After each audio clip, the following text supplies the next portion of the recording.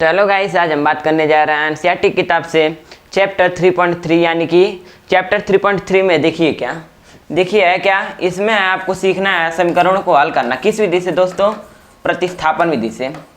किस विधि से? प्रतिस्थापन विधि से। तो समझिए यहाँ पे प्रतिस्थापन विधि में होता क्या है, करते क्या है कि हमें दो समीकरण मिलेगा, हल करना है, किसी का मान ज्ञात करना है। तो समीकरण दो ठो चाहिए हमें, दो समीकरण मिलेंगे, उसमें से किसी एक चर पद में मान लेते हैं यक्स का मान वाई के पद में ज्ञात कर लेंगे, फिर उसके बाद इसी को दूसरे समीकरण में रख के हल करते हैं। यही क्या कहलाती है? प्रतिस्थापन विधि कहलाती है। तो चलते हैं आज ये एक्सरसाइज पे। देखिए पहला सवाल क्या है, जैसे यहाँ दिया हुआ है x प्लस वाई बराबर 14, x प्लस वाई बराबर 14, ये हुआ पहला समीकरण है। और यही दिया हुआ है x माइनस वाई बराबर 4, ये आपका दूसरा समीकरण है।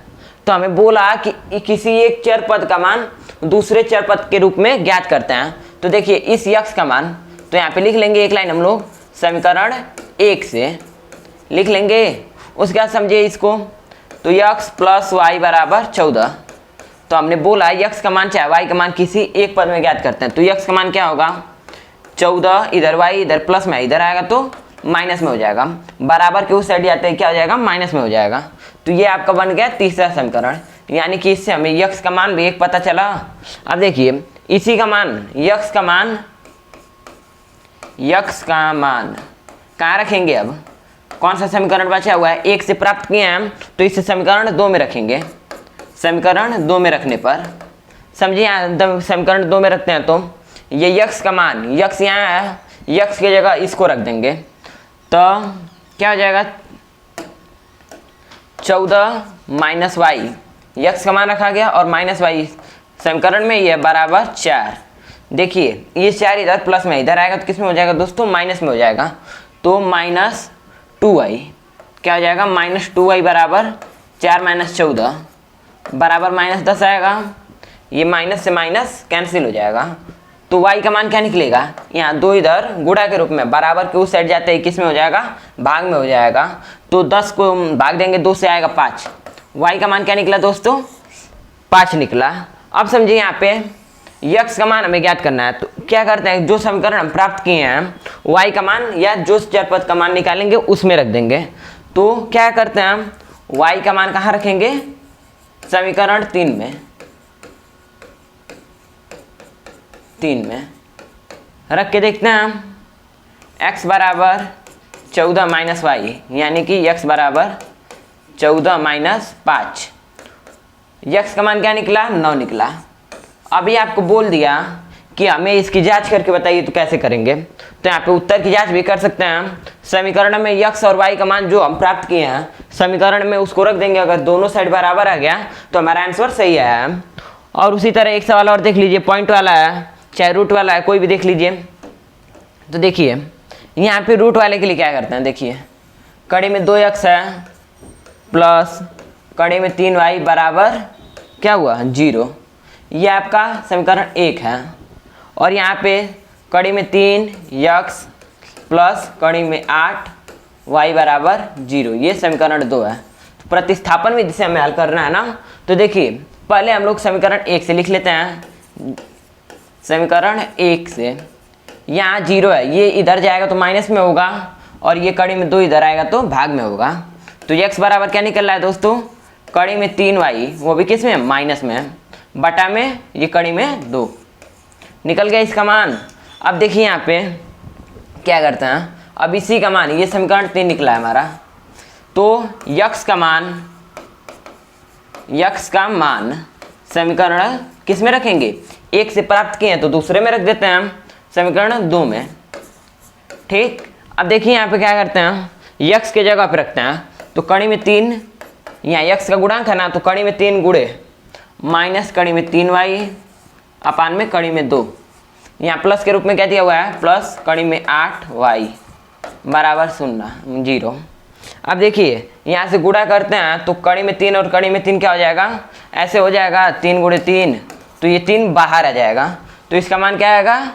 माइनस 3y प्लस ये बटा में कड़ी में 2 है, ये कड़ी में 8y बराबर 0 है। उसके आगे सॉल्व करते हैं तो देखिए क्या निकलता है, यहाँ पे एलसीएम लेंगे दोनों तरफ का, इसके बटा में 1 मान लीजिए, तो इसमें कड़ी से 2 से गुणा होगा, तो -3y प्लस कड़ी में 8y गुणे कड़ी में 2, कड़ी में 2 इससे में गुणा होगा तो हो जाएगा ये आपका 8 दूना 16, 16 किसका स्क्वायर है दोस्तों, 4 का स्क्वायर है, तो यहाँ पे क्या हो जाएगा 4, 3y प्लस यहाँ क्या हो जाएगा 4, क्या हो जाएगा 4y बराबर 0 आपको दिया हुआ है, तो यहाँ जोड़ेंगे 7y बराबर 0, तो y का मान भी क्या आएगा 0 ही आएगा।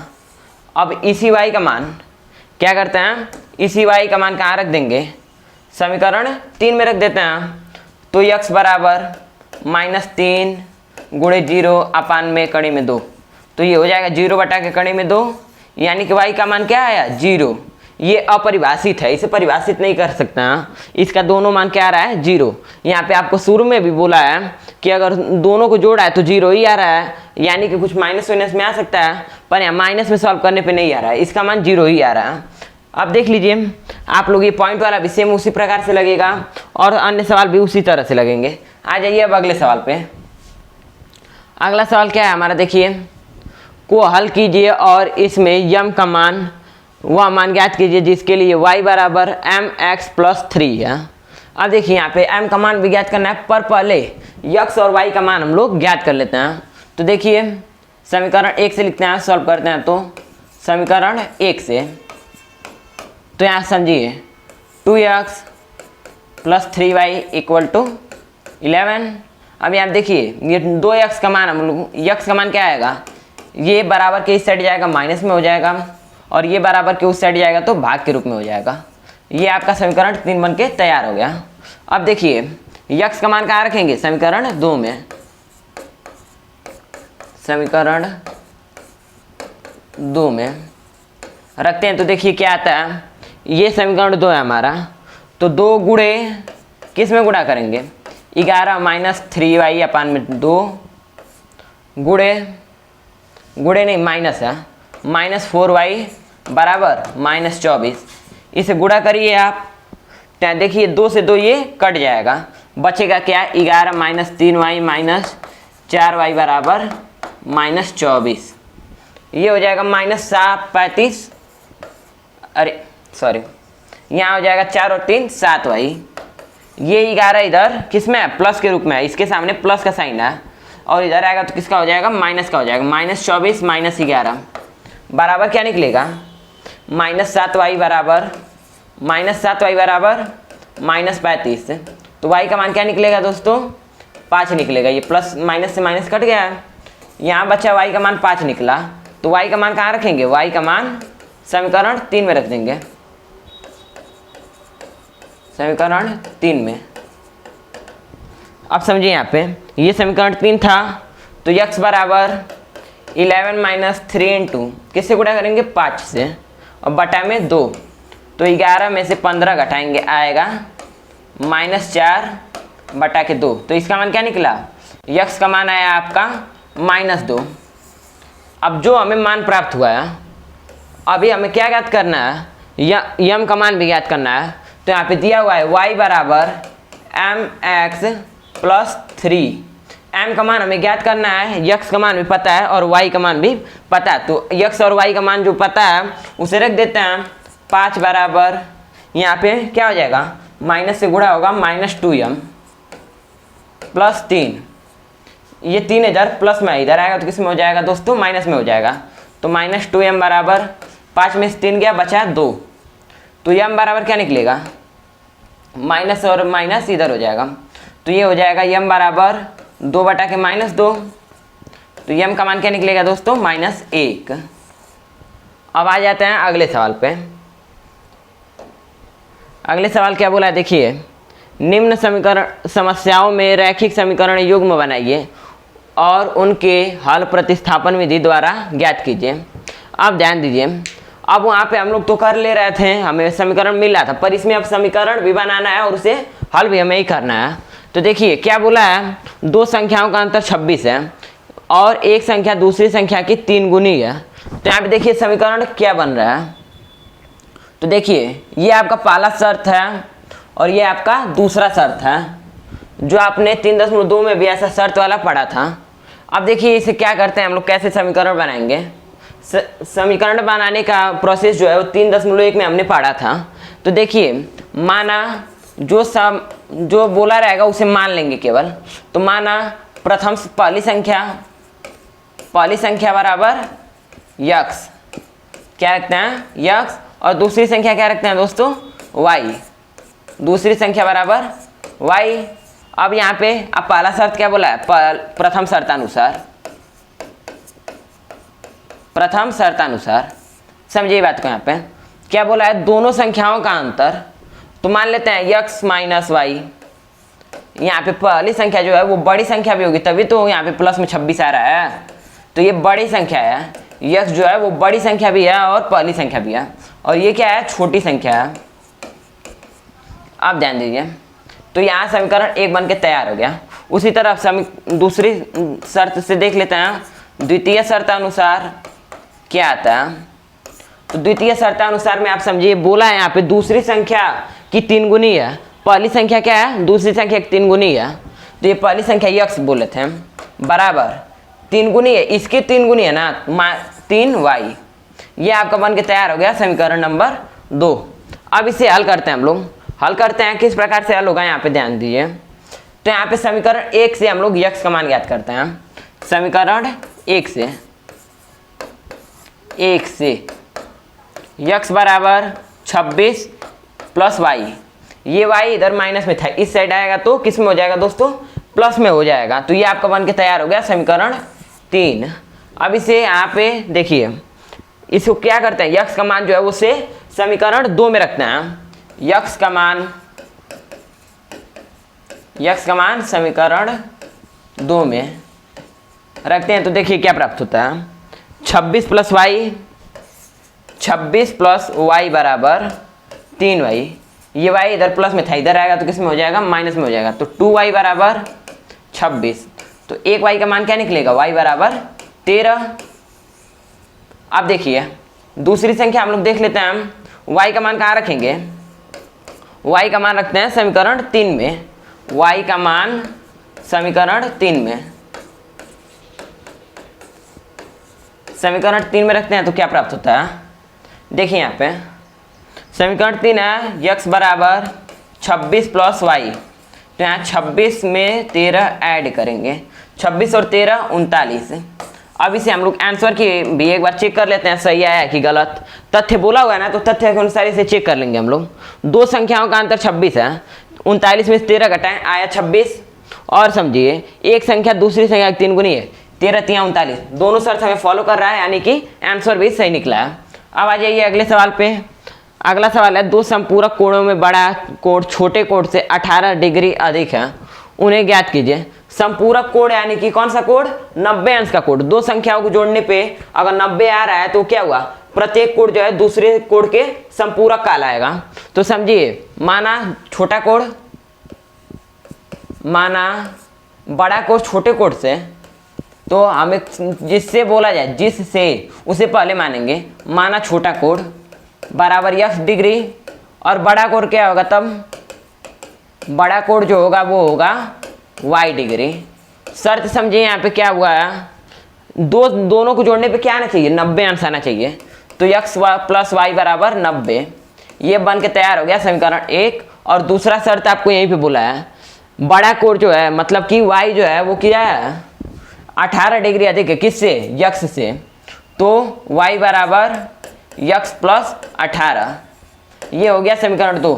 आप इसे आसानी से प्रतिस्थापन विधि से हल कर लेंगे। अब आ जाइए दूसरे अगले सवाल पे। एक क्रिकेट टीम के कोच ने 7 बल्ले तथा 6 गेंदें 3800 रुपये में खरीदी। बाद में उसने 3 बल्ले तथा 5 गेंदें इतने रुपए में खरीदी। प्रत्येक बल्ले का और प्रत्येक गेंद का मूल्य ज्ञात करके बताइए। अब यहाँ पे बात को समझिए, क्या क्या बोला है, बल्ला बोला है और गेंद बोला है, तो दोनों को हमें मानना पड़ेगा। अपने मन से मान लेते हैं। माना यहाँ पे माना एक बल्ले का मूल्य बराबर एक बल्ले का मूल्य x रुपीज, और यहाँ पे समझिए, और एक गेंद का मूल्य का मूल्य बराबर क्या हो जाएगा। इससे अलग चर पुट कुछ मानेंगे, y मान ले, चाहिए कुछ भी मान सकते हैं x के छोड़कर, तो हम मान लेते हैं y। x और y को सॉल्व करने पे आप लोग शुरू से ही सीखे हैं तो आसानी रहती है उस पर। अब देखिए शर्त, देखिए क्या क्या शर्त बोला इसमें। तो प्रथम शर्तानुसार क्या होगा, प्रथम शर्तानुसार, प्रथम शर्तानुसार के समझिए बोला क्या है, कुछ क्या बोल रहा है कि 7 बल्ला खरीदा और 6 गेंदे भी खरीदी, कितने रुपए का पड़ा उसको, 3800 रुपए का। तो यहाँ पे समझिए एक बल्ले का मूल्य क्या माने थे, x, तो 7x और तथा बोला है, तथा का मतलब ऐड होता है, जोड़ होता है, प्लस 6 गेंदे, दोनों का मूल्य जोड़ के ही तो दे रहा है, तो 3800 रुपए, तो 6 गेंदे यानी कि 6y बराबर क्या आ रहा है, 3800। तो इस ये आपका बन के तैयार हो गया समीकरण 1।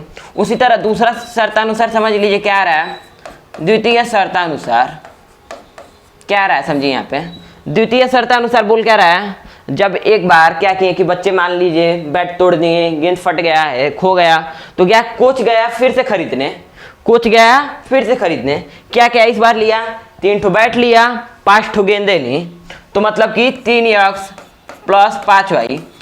इस बार इसे कितने रुपए का पड़ा, ये 1750 रुपए का पड़ा। ये आपका बन गया द्वितीय समीकरण। अब इसे आप लोग आसानी से सॉल्व कर लेंगे प्रतिस्थापन विधि से। अब आ जाइए दोस्तों अगले सवाल पे। अगला सवाल हमारा क्या है, अगला सवाल क्या है, एक नगर में क्या करता है कि टैक्सी जो है नियत भाड़े के लिए अतिरिक्त चली गई दूरी पर भाड़ा सम्मिलित है, सम्मिलित किया जाता है। जो है ना एक नगर में टैक्सी है, उसे नियत भाड़े के अतिरिक्त कुछ दूरी चलती है तो उसके लिए भी भाड़ा सम्मिलित कर रही है। मान लेते हैं यहाँ से कुछ दूरी पर जा रहा है, 10 किलोमीटर का 10 रुपया ले रहा है, पर उतनी दूरी का और भी अन्य वो किराया जोड़ रहा है। तो समझिए 10 किलोमीटर चलने के लिए वो भाड़ा 105 रुपये लेता है, तथा 15 किलोमीटर चलने के लिए वह भाड़ा 155 रुपये लेता है। नियत भाड़ा तथा प्रति किलोमीटर भाड़ा क्या है, एक व्यक्ति को 15 किलोमीटर यात्रा करने के लिए कितना भाड़ा देना पड़ेगा। यहाँ पे बात को समझिए, नियत भाड़ा और क्या है, नियत भाड़ा और प्रति किलोमीटर भाड़ा क्या है, बात को यहाँ पे समझिए। यहाँ 10 किलोमीटर दूरी चल रहा है, तो मान लेते हैं 10 किलोमीटर के हिसाब से हम लेते हैं, तो ये क्या कर रहा है, 5 रुपये अधिक ले रहा है, 10 यहाँ पे 100 5 रुपये अधिक ले रहा है, और यहाँ पे क्या कर रहा है, वो भी 5 रुपये अधिक ही ले रहा है। तो यहाँ पे क्या हुआ, माना नियत भाड़ा बराबर, माना नियत भाड़ा बराबर यक्स और अतिरिक्त भाड़ा,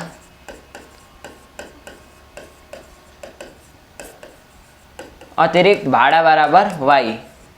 बात को यहाँ पे समझिए, बोला क्या है, नियत भाड़ा के हिसाब से 10 किलोमीटर का ले रहा है, यानी कि 10x प्लस वाई बराबर आ रहा है आपका यहाँ पे कितना, 105, तथा क्या कर रहा है, 15 किलोमीटर चल रहा है, मतलब कि 15x प्लस वाई बराबर 155। आपको तैयार होगा 2 समीकरण बन के। यहाँ पे आप इसको हल करेंगे, क्या करेंगे, हल करेंगे, और जो आएगा मान जो आएगा उसे किस में रख देंगे, 25x प्लस वाई बराबर पता करना है आपको। यहाँ पे भी एक ये पता करना है, और इसे हल करने के बाद x और y का मान आपको स्वयं पता चल जाएगा। ठीक है, अब आ जाते हैं दोस्तों अगले सवाल पे। आप इसे आसानी से ज्ञात कर लेंगे प्रतिस्थापन विधि से। इसे हल करिए, फिर इसमें x और y का मान ज्ञात कर दीजिए। पता चल जाएगा कि 25 किलोमीटर चल रहा है, तो नियत भाड़ा के साथ आपको अतिरिक्त भाड़ा कितना रुपया लेगा, दोनों का योग हमें बताना है, कितना रुपये वो लेगा टेम्पो वाला चाहे टैक्सी वाला। अब यहाँ पे अगला सवाल पे समझिए, भिन्न वाला सवाल है। कैसे, यदि किसी भिन्न के अंश में अंश और हर दोनों में 2 जोड़ा है, तथा अंश और हर दोनों में से 3 जोड़ दिया जाए, तो वह 5/6 हो जाता है, वह 9/11 हो जाता है। यदि वह भिन्न ज्ञात कीजिए। समझिए यहाँ पे एक बार क्या कर रहा है, अंश और हर में 2 जोड़ा है, और एक बार क्या कर रहा है, अंश और हर में 3 भी जोड़ा है। तो बताइए, तो वह क्या हो जा रहा है, 5/6 के बराबर हो जा रहा है। क्या हो जाता है, भिन्न जो है वह 5/6 हो जाती है। कब, जब 2 जोड़ा जाता है अंश और हर दोनों में, और यदि 3 जोड़ा जाए तो 9/11 हो जाता है, तो हमें वो भिन्न बताना है। क्या बताना है?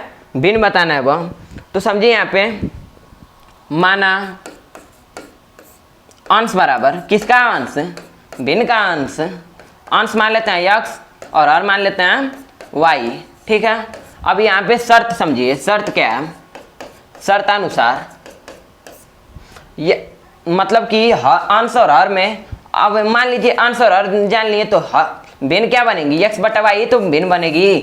तो यहाँ पे समझिए x/y में जोड़ा है, एक बार 2 जोड़ा है दोनों में, तो इसका मान क्या आ रहा है? 5/6। अब इसका गुणा ऐसे कर दीजिए, इसका गुणा ऐसे कर दीजिए, बराबर क्या आ रहा है? 6x + 12 बराबर 5y + 10 आ रहा है। तो 6x - 5y बराबर -2। क्या बना? 6x - 5y बराबर -2। ये आपका बन के तैयार हो गया पहला इक्वेशन, पहला समीकरण। अब उसी तरह दूसरा समीकरण हम लोग अपने से ज्ञात कर लेते हैं। क्या कर रहा है? इसमें दोनों में अंश हर दोनों में 3 जोड़ा है, तो क्या इसका मान आ रहा है? 9/11। x + 3 बटा में y + 3 बराबर 9/11। जैसे इसमें वही प्रोसेस यूज किए थे, वही प्रोसेस उसमें भी यूज करेंगे। तिरक गुणा कर लीजिए, इसका इसमें, इसका इसमें, तो आ रहा है इसका मान कितना? 11 × 3 = 33, 11x + 33 बराबर 9y + 27। तो आ रहा है 11x - 9y बराबर 33,000 प्लस में, इधर आएगा माइनस में हो जाएगा, तो मतलब कि -6। ये बन गया दूसरा समीकरण। अब आप यहाँ पे ज्ञात कर सकते हैं x और y का जो मान आएगा उसे भिन्न के रूप में आप रख दीजिए, पता चल जाएगा आंसर। अगला सवाल पे आ जाइए। अगले सवाल पे आ जाइए। माना नहीं 5 वर्ष बाद जैकब की आयु उसके पुत्र की आयु से 3 गुनी हो जाएगी। 5 वर्ष पूर्व जैकब की आयु उसके पुत्र की आयु से 7 गुनी थी। उनकी वर्तमान आयु क्या है? यहाँ पे समझिए दोस्तों सवाल को, यहाँ पे सवाल को समझिए। क्या कह रहा है?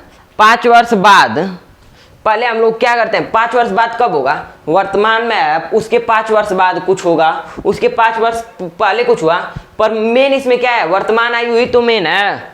तो यहाँ पे ले लेते हैं हम लोग मेन। माना किसकी वर्तमान आयु? जैकब की और उसके पुत्र की भी। माना जैकब की वर्तमान आयु, बराबर क्या आएगा? x वर्ष, और उसी तरह पुत्र की भी वर्तमान आयु मान लीजिए आप, इसका मान लेते हैं y वर्ष। अब शर्त समझिए क्या क्या बोला है। 5 वर्ष बाद चल रहा है, तो उसकी उम्र में बढ़ेगा, उसकी उम्र बढ़ेगी ना कि घटेगी। तो क्या हो रहा है? उसकी उम्र बढ़ रही है, तो क्या हो रहा है? जैकब की आयु जो है, इसकी आयु क्या हो रहा है? पुत्र की आयु से 3 गुनी हो जा रही है। तो यहाँ पे प्रथम शर्त अनुसार आप समझिए, प्रथम शर्त से समझिए क्या कर रहा है कि जैकब की आयु 5 वर्ष बाद ना, तो x में भी 5 जोड़े पहले, x + 5 बराबर 3 गुनी हो जा रही है। कब? जब उसका बेटा भी बढ़ेगा ना, कि वो छोटा हो जाएगा? नहीं, छोटा नहीं होगा, वो बढ़ेगा भी। तो यहाँ पे समझिए y में भी 5 जोड़ा रहा है, तो क्या हो रहा है यहाँ पे? x + 5 बराबर 3y + 15। अब यहाँ पे समीकरण आप बना लेंगे आसानी से। क्या समीकरण बनेगा? x - 3y बराबर 5 इधर प्लस में, इधर आएगा -10। ये आपका बन के तैयार हो गया पहला समीकरण। अब दूसरा समीकरण समझिए क्या बन रहा है हमारा। द्वितीय शर्त से देख लीजिए क्या बन रहा है हमारा। द्वितीय शर्त से क्या बन रहा है समझिए। 5 वर्ष पूर्व मतलब कि 5 वर्ष पहले, वर्तमान से 5 वर्ष पहले, यानी कि x - 5 बराबर उसके पुत्र की आयु की 7 गुनी थी, यानी कि y में से भी 5 घटाएं और उसकी 7 गुनी थी। 7 × y - 5। यहाँ पे समझिए x - 5 बराबर 7y - 35 बराबर, ये 7y को इधर कर लीजिए, क्या आ रहा है? x - 7y बराबर यहाँ -35, 5 इधर माइनस में इधर आएगा, प्लस में हो जाएगा, बराबर आएगा 30। ये आपका बन के तैयार हो गया दूसरा समीकरण। आप इन दोनों समीकरण को हल करिए, x और y का जो मान आएगा वो इसमें रख दीजिए। अब आइए जाइए दोस्तों अगले सवाल पे। चलिए आपका एक्सरसाइज यहीं पे खत्म होता है।